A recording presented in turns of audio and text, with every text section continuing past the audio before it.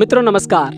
लाहौरी काशी के रत्न भाग 3 में आप सभी का हार्दिक स्वागत है। और इस भाग में हम मिलने वाले हैं कुछ ऐसे योद्धाओं से जिन्होंने कोरोना काल के दौरान लोगों की पूरी तन्मयता के साथ मदद की है।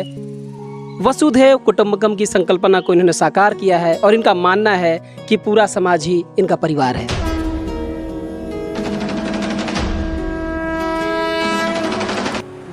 और आज हम आपको मिलाने वाले हैं गाज़ीपुर ज़िले के देवल गांव के अंतर्गत रहने वाले श्री मानवेंद्र सिंह मानव से, जिन्होंने कोरोना काल के दौरान लोगों की तन मन और धन से बहुत सहायता की है, लोगों की बहुत सेवा की है। मैं सुनना चाहूँगा उन्हीं की जवानी। हार्दिक स्वागत है आपका मानवेंद्र जी। सवाल ये है, मैंने बहुत लोगों से सुना और चर्चा करने के बाद आज आप तक हम पहुँचे। सवाल यही होगा कि लोगों की सेवा करने की प्रेरणा आपको कहाँ से मिली? पहली प्रेरणा तो मुझे मेरे परिवार से मिली। मेरे पिताजी संघ के जिला कार्यवाह रहे, वो भी उस दौरान जब देश में इमरजेंसी लगी हुई थी। 19 महीने की उन्होंने जेल यात्रा की राजनैतिक बंदी के रूप में, और लोकतंत्र सम्मान सेनानी के सम्मान से वो विभूषित भी हुए। तो उनका जो जीवन रहा वो अपने आप में प्रेरणादायी था। तो पहली प्रेरणा मुझे अपने पिताजी से मिली। राजनीतिक जीवन में जब आया तो इस गाजीपुर के विकास पुरुष कहे जाने वाले तत्कालीन रेल राज्य मंत्री और संचार मंत्री, जो आज के दौर में जम्मू कश्मीर जैसे राज्य के उपराज्यपाल हैं, राजनीतिक प्रेरणा उनसे मिली समाज में कि राजनीति को भी मानवता की सेवा का एक माध्यम बनाया जा सकता है। मानवेंद्र जी, एक सवाल और होगा मेरा आपसे कि इस दौरान परेशानियां आपको क्या क्या फेस करनी पड़ी? हमने सुना है कि कुछ विदेशों में रहने वाले आपके मित्र लोगों ने भी मदद की है, तो परेशानियां क्या आई इस दौरान? देश में जब लॉकडाउन लगा और सारी चीजें अचानक से हुई और आपदा है, किसी को संभलने का अवसर मिला नहीं, और उस समय आवश्यक भी था देश में लॉकडाउन लगाना।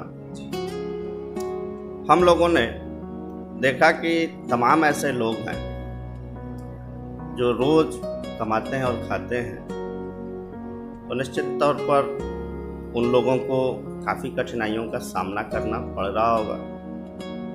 हाँ, दूसरे तीसरे दिन ही हम लोगों ने तय कर लिया कि समाज के ऐसे लोगों के बीच जितनी हमारी क्षमता होगी जाएंगे और उन लोगों को सप्ताह भर 10 दिन का राशन उपलब्ध कराएंगे कि चीज़ें जब तक डाइल्यूट हों तब तक व्यवस्थाएं उनकी चलती रहें।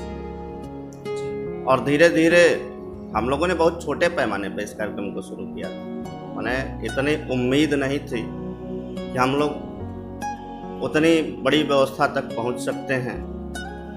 फिर धीरे धीरे सोशल मीडिया का युग है, चीज़ें सोशल मीडिया पे जाना शुरू हुई और तमाम ऐसे लोग मित्र हैं, देश में भी रहने वाले और विदेश में भी जो रहने वाले लोग हैं, उन लोगों ने कहा कि यार आप लोग और आप मैंने जब पूरा देश घर में बैठा हुआ है और आप लोग अपनी जान जोखिम में डालकर समाज में निकल रहे हो, तो निश्चित ही यह एक ईश्वरीय कार्य आप लोग कर रहे हो।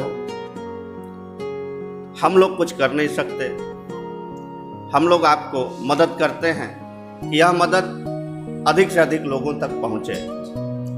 तो मैंने कहा कि भाई जो आपको मदद करनी हो, जहां से हम लोग सामान लाते हैं उस दुकानदार का नंबर, अकाउंट नंबर हम लोगों ने दे दिया, और जिनकी जितनी इच्छा थे वो लोग देते थे और हम लोग अपना सामान वहाँ से ले लेते थे। और लगभग 250 से ज़्यादा लोगों ने, इवन मैंने 25 से ज़्यादा तो विदेशों से लोगों के मदद आए।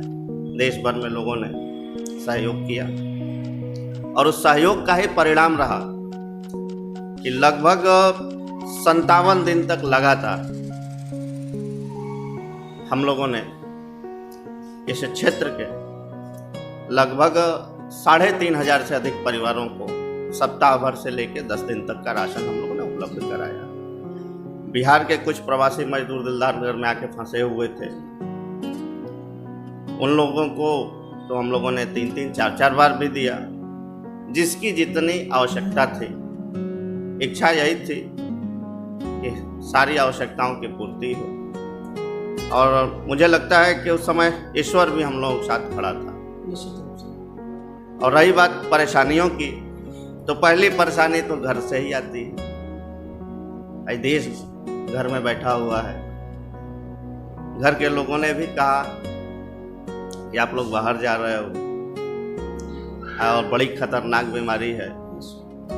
ठीक है, काम तो अच्छा कर रहे हो, और ऐसा ना हो कि वो बीमारी आप घर के अंदर लेके आओ,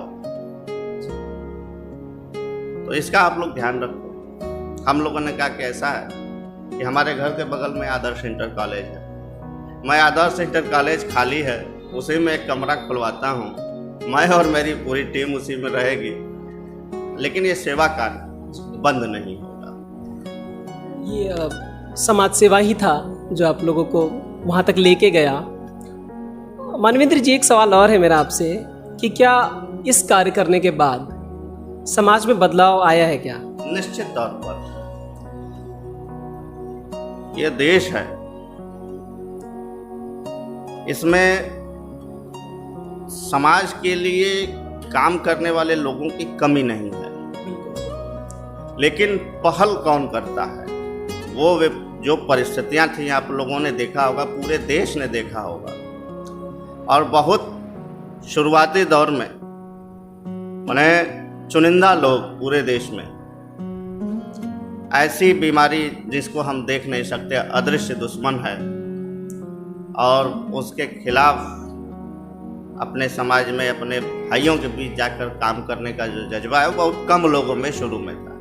लेकिन जैसे जैसे हम लोग अगर इधर की बात करें, गाजीपुर में भी 2-4 लोग ही प्रमुख थे शुरुआती दौर में, लेकिन धीरे धीरे एक कारवां खड़ा हुआ, और गाजीपुर, दिलदार नगर, जमानिया, या कह लीजिए पूरे देश में देखते देखते लोग निकलना शुरू किए कि अरे यार वो लोग निकल रहे हैं तो हम लोग क्यों बैठे, और इस तरह से सेवा का भाव जागृत हुआ। और पूरे देश में हम लोगों ने इस विपरीत परिस्थिति में भी समाज सेवियों ने अच्छा काम किया और बहुत सारी समस्याओं का समाधान हुआ। तो मानवेंद्र जी से हमारी अभी बात हुई, मैं एक और खास चीज़ पर जोर देना चाहूँगा। इन्होंने आसपास के जितने भी गांव हैं लगभग लोगों तक अपनी पहुंच बनाई। इन्होंने उनको राशन वितरित किया लगभग 1 हफ्ते से 10 दिन का, ताकि वो अपनी भूख मिटा सके। और इनका मूल मंत्र है नर सेवा नारायण सेवा। गाजीपुर की जनता आपका हार्दिक आभार करती है और जिंदगी भर आपको याद रखेगी। और अब हम आपको मिलाने वाले हैं गाजीपुर शहर के नई सब्जी मंडी के कारोबारी अतीक अहमद से। अतीक अहमद एक ऐसा नाम जिन्होंने कोरोना के दौरान, जब पूरा गाजीपुर कोरोना पीड़ितों की मदद कर रहा था, उस समय इन्होंने फ्रंट वॉरियर जिन्हें कहें, पुलिस प्रशासन का सहयोग किया। इन्होंने क्या कहानी थी वो, कैसे इनके मन में वो भाव आया, हम इन्हीं की ज़बानी जानना चाहेंगे। अतीक भाई, उनकी मदद करने का ये ख्याल कहाँ से आया आपके मन में? सबसे पहले तो संजीव जी, मैं आपको और आपके पूरी टीम को धन्यवाद देना चाहूँगा कि आपने इस नाचीज़ को कहाँ से खोज लिया। इसके लिए मैं सदैव आपका आभारी रहूँगा।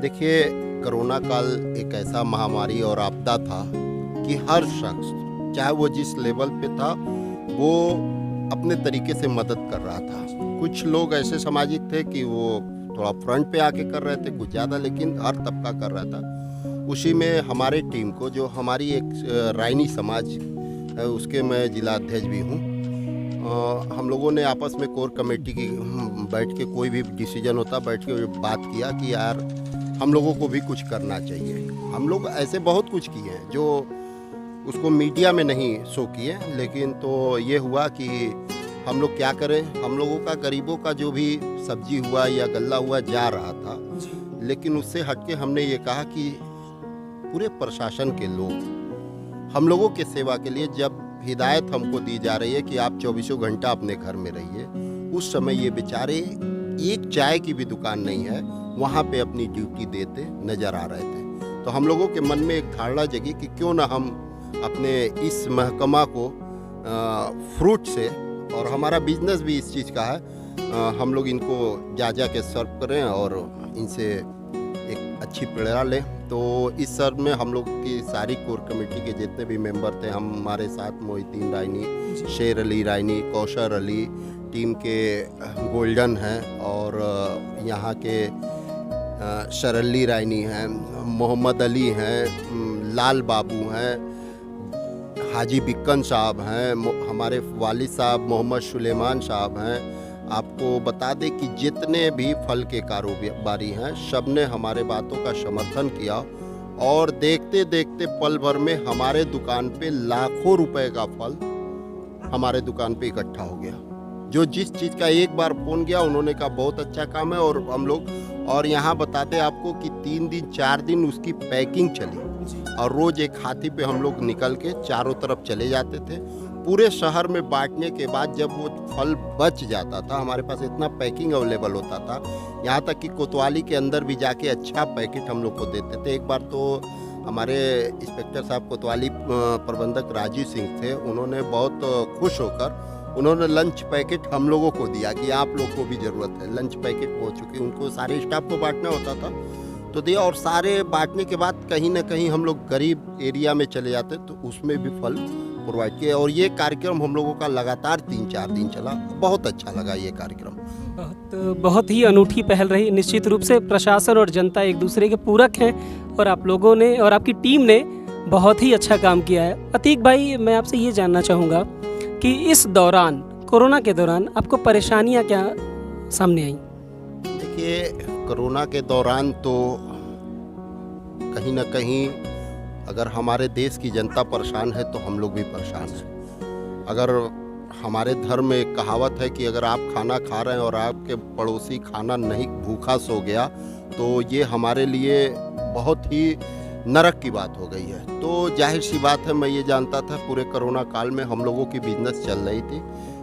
मैं ये मानता हूँ कि जैसे आप देखे होंगे कि कोरोना काल में नगर पालिका कर्मचारी, डॉक्टर कर्मचारी, या जो भी नौकरी से बिलोंग करते हैं, जो कोरोना काल में मदद की, उनको कोरोना योद्धा कहा जाता है।